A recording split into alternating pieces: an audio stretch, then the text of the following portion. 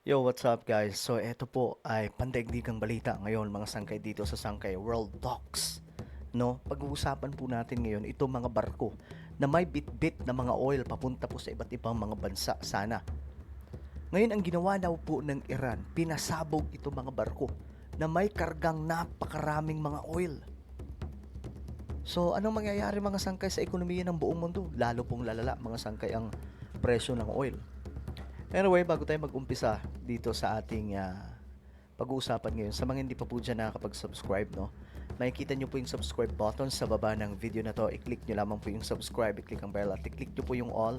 Kasi nga po dito sa YouTube, alright, dito po tayo mag-upload. Ito mismong YouTube channel natin, i-subscribe nyo po ngayon din. Kasi dito po tayo mag-upload ng mga nangyayari sa ating mundo. Patungkol po ito sa international update. Kasi nga po napakahalagang pag-usapan nito kasi alam nyo, tayo dito sa Pilipinas, busy po tayo sa politics. Pero yung nagaganap ngayon sa ating mundo, which is, kailangan po natin malaman yan. Kasi nga po, baka magulat na lamang po tayo habang busy po tayo sa politika sa Pilipinas, nangyayari na pala yung World War III. So bantayan po natin itong mga sangkay, climate change, war, at marami pa pong iba. Sa mga nanonood po sa Facebook, i-follow nyo po yung ating Facebook page. Ngayon mga sangka, ito kasi yung balita. Pinasabog ng Iran ang mga barkong malapit sa Strait of Hormuz. Kabilang sa nadamay ang mga barkong sakay ang mga tripulanteng Pilipino. Nasa frontline na balitang yan si Rainiel Pawit. Nagliliyab ang oil tanker na yan malapit sa Iraq, binasabog ng Iranian Army. Nagising ka sa sabog? Oo nga. Sa isa pang video, maririnig na nagising pa ang mga Pilipinong tripulante sa pagsabog. Base sa Grabe. report, sunod-sunod na oil tanker ang pinasabog sa Strait of Hormuz na isinara ng Iran. Yang area na to, itong dagat na ito mga sangka, yan po yung daanan no, ng mga oil na inaangkat ng maraming mga bansa. So, malaking bahagi ng oil galing po sa Middle East. Kahit po ang Pilipinas, dyan po kumukuha ng pinakamaraming supply na oil. So ano na po ang mangyayari sa ating mundo kung mataas na po yung presyo ng oil? Pansinin nyo ngayon mga sangkay, yung mga oil station po natin, mga gasoline station, napakamahal na po. At hindi magtatagal, no? Aabot na po yan ng 100. 2 sa 3 barko may lulang mga Pilipino. Yan po yung mga tanker, mga sangkay, mga tanker ship na may karga ng mga oil. Yan po yung nagdi-deliver mga sangkay sa maraming mga bansa. So, kapag kinulang na ng supply yung maraming mga bansa sa buong mundo, paano na po? Baka magulat na lamang po tayo, magkukulaps na po yung ekonomiya ng ganitong bansa. Kasi lalong-lalo na po yung China. Kasi ang China, dito po umu-order ng napakalaking supply ng oil sa Iran. Pirma ito mismo ni Migrant Workers Secretary Hans Kakdak. 38 Pilipino ang lulan ng pinasabog ng mga barko. Sa Grabe. kabila niyan, ligtas naman ang mga tripulante. Ayon sa International Seafarers Action Center, bukod sa mga tripulanteng nasa cargo vessel, apektado rin ang mga Pilipinong cruise ship members na stranded sa Gulf. Okay. So ito naman mga sangkay, ito ay balita mula sa GMA News. Ito, tingnan po natin mga sangkay. 38 Pilipinong crew ang apektado ng mga pag-atake sa mga barko sa gitna po yan ng sigalots sa pagitan ng Amerika, Israel at Iran. Ayon po yan sa Department of Migrant Workers. At sa ulat ng Reuters, hindi bababa sa 6 na barko ang nakaranas ng pag-atake sa Persian Gulf. Ito yun mga sangkay, oh. Ito yung Persian Gulf. Ito po yung Strait of Hormuz. Ito po yung pinaka-gateway na daanan po ng mga supply ng mga oil mula po dito mga sangkay sa mga bansang ito. Kasi ang Middle East po talaga, may malaking supply ng oil yan. So dito po dumadaan, palabas, papunta po sa ibang mga bansa. So ngayon, hinaharang po yan ng Iran kasi ito po yung Iran. So ngayon mga sangkay, dahil po dyan, nagkakaroon po tayo ng problema pagdating po sa pagde-deliver ng mga oil. Kaya ang delikado ngayon mga sangkay, kapag lumala itong sitwasyon, mag-collapse yung ekonomiya ng maraming mga bansa. Sa bahagi ng Iraq at United Arab Emirates. Gayon din sa Strait of Hormuz. At yan po yung makitid na daanang nasa pagitan ng mga bansang Iran at Oman.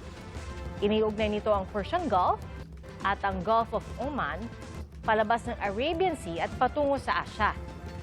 Nasa 20% ng langis na kinukonsumo ng mundo ang dumadaan sa Strait of Hormuz. At dahil sa naiipit na supply, bunsod ng sigalot, sumipa ang presyo ng crudo sa buong mundo. Yan po ang pinakamatinding oil supply disruption sa kasaysayan Grabe. ayon sa International Energy Agency o IEA. Kaya inaprubahan din ang paglalabas ng 400 milyong bariles ng reserbang langis, pinakamalaking stock release sa kasaysayan ng organisasyon. Saksi si Darlene Kai. Napasabak sa malaking sunog ang mga bomberong malapit sa paliparan sa Bahrain. Ayon sa gobyerno ng Bahrain, pinuntirya umano ng Iran ang mga fuel tank sa isang facility sa Muharraq madaling araw ngayong Huwebes. Grabe. Iran po ang may gawa niyan, mga sangkay, ha?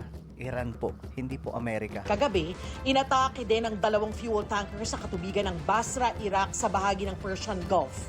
Batay sa mga ulat, mga Iranian boat na kinargahan umano ng pampasabog ang ginamit laban sa 2 tanker na nagkakarga ng langis. Grabe, Isa no? ang patay. Nagtigil operasyon na ang mga oil port ng Iraq habang patuloy ang operasyon ng mga commercial na pantalan. Bago ito, 4 pang barko ang inatake sa Persian Gulf at sa Strait of Hormuz, ang makipot na daanan ng mga barkong nagkakarga ng langis mula sa Middle East. Giit ng militar ng Iran, hindi sila papayag na may makalusot na langis na para sa Amerika, Israel o mga kaalyado nito. Kahit anong barkong may cargo o langis na para sa mga naturang bansa, ay ituturing daw ng Iran na lehitimong target. Kaya nga hindi na po ako magtataka, mga sangkay, kung itong problema na to, maging regional war ito. Ibig sabihin, may kisali na yung Saudi Arabia at iba pang mga bansa laban po sa Iran. Kapwa nila Muslim, mga sangkay. Kasi nga po sa ginagawa nila. Pero yun yung lahat ng barko doon na mapaghinalaan lang, mga sangkay, without any investigation, mapaghinalaan lang, mga sangkay, na baka kakampi ng Amerika.